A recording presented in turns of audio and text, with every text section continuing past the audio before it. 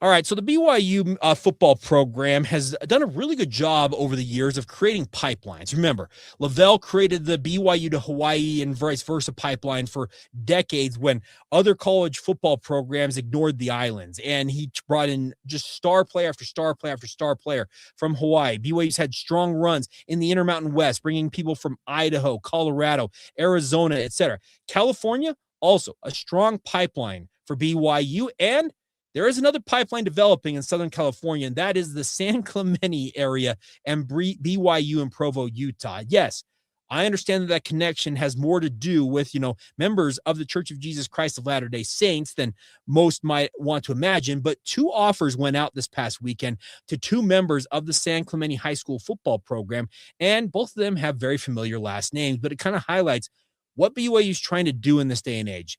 Obviously, building a football program, it takes, a lot of work when it comes to bringing in guys, developing their talent, honing their craft, and hopefully holding on to them. And that's kind of the hallmark of Kalani Sitake's programs. I've talked about the fact that I think they're fairly portal proof because more often than not, when guys sign with BYU, they know what they're getting into. They know that they stand for more than just being a football player. They stand for being a representative of Brigham Young University. They represent a football program that's associated with the worldwide faith. And I respect all of that, but the fun part is there's also a legacy impact here as well, because if you missed it over the weekend, Jaxson Rex and Preston Beck were both offered by the BYU football program, and those two last names should sound pretty familiar to any Cougar fan within the sound of my voice, because Jaxson Rex, he is one of the sons of the famous BYU tight end Byron Rex. I think Byron is a legend in his own right. Obviously, Isaac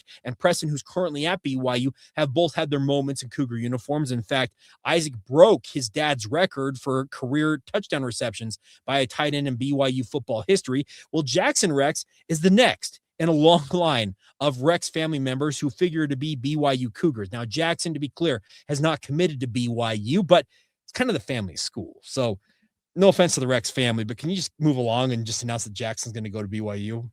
Only being slightly facetious there, but Jaxson, much like Preston, a little in terms of smaller than his dad and his older brother Isaac at 6'1", 180 pounds, figures to play either defensive back or maybe wide receiver at the next level. But that is a great legacy to have more Rex family members playing for BYU football, because the Rex family names have been pretty synonymous with excellent football play, and I think Jaxson kind of brings that next element of that. Now, the other player that connects San Clemente and BYU is Preston Beck. Now, that last name, you're like, oh, no, it doesn't take long to imagine what this family connection is. Preston Beck is the son of former BYU quarterback John Beck. Now, John obviously went on to have a run in the NFL and most recently has been essentially a world famous quarterback trainer with 3D QB down in the Southern California area, and does a remarkable job. I can tell you there are a ton of people out there who think that 3D QB and what John does, it's really unmatched in many respects. But his son, chip off the old block, Preston Beck, a class of 2028 quarterback prospect, just picked up an offer from BYU. He also joined offers over the weekend from Colorado State and Nevada.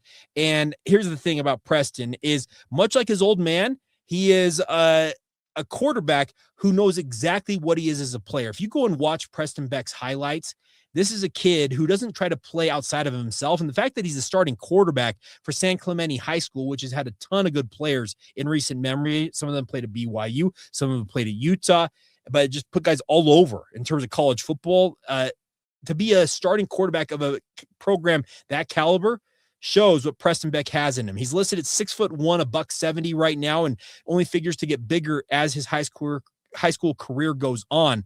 But what I love about Preston is you watch his highlight reel, and it's like, yeah, I see shades of John Beck in there.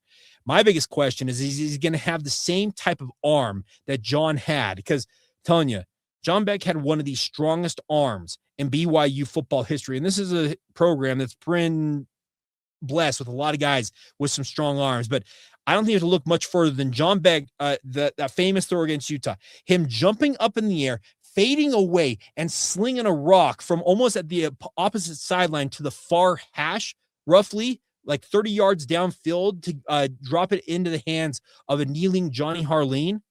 That's an incredible throw, and we'll see if Preston has that same type of arm in time, but already shows the ability to make the throws necessary because his stats don't though not to argue, they speak for themselves here because let me if I can pull this up here and get the right stats here.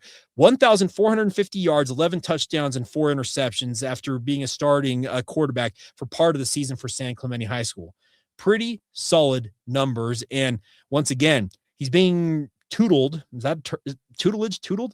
He's being tuteled by one of the preeminent quarterback whisperers of our modern age. And it just so happens that it's his dad, John Beck. So the San Clemente pipeline to BYU continues to be very, very strong. And so long as there are Rex family members, Beck family members, and who else knows what other talented players may come up through the San Clemente system, the Tritons, I think that's what they're called. I think they're the Tritons, are going to continue to be an absolute force for BYU football to recruit from because I love the fact that they just go out and play a really strong football. And it doesn't hurt, like I said, to have guys like this who have family connections to BYU or legacy players that they can come out and play a really, really strong football. And so long as they continue to produce at that level, I think that BYU is going to continue to recruit this program very, very heavily. And I also kind of just think back. I think a number, that I really like recruiting. It's just kind of one of those things I've enjoyed all my years growing up. I can think back to the very early days when recruiting services were just getting started. We're talking the late 90s, early 2000s. And then there was this quarterback by the name of John Beck coming out of Mesa Mountain View High School in Arizona. And I was like, oh, this is intriguing. A guy who played at a program that's won at a high level. Speaking of Mesa Mountain View down there in Arizona, the Toros, as their nickname is known, and was just a really incredible quarterback. And then John came to BYU because he's a BYU guy. That's the one thing I knew about John, and went through a ton of struggles. Remember, he got lambasted for crying after a game at one point, had multiple moments where it felt like maybe his career was never going to take off at BYU. And then as fate would have it, the 2006 season, really 2005 and 2006 took place. And man, John has become one of the more recent legends of BYU football. And if Preston can be anything like his dad, let's say he does pick BYU, because much like Jaxson, he's not committed quite yet. But if Preston can have a similar type career at BYU, we're in for a fun one, folks. So I love this connection BYU's developed with San Clemente High School. It's awesome to see guys like Jaxson Rex and Preston Beck getting their opportunity because A, it carries on strong family legacies at that high school in particular. B, the legacy that it brings to BYU, and C, just another connection that BYU has to Southern California, which has got to be still. I don't care that BYU's no longer playing as many games in Southern California or California in general, being a member of the Big 12 Conference. California still needs to be one of the recruiting hotbeds BYU taps into. It's imperative. A lot of members of the Church of Jesus Christ of Latter-day Saints down there, obviously, but you've got to tap into that market because it is one of the more talent-rich areas in all of the country when it comes to high school, college football player types. And I know guys like Aaron Roderick are doing a great job down there. I know Gennaro Guilford did that once upon a time. He did a great job, particularly in LA County. But I think BYU, they continue to keep those recruiting ties strong in Southern California.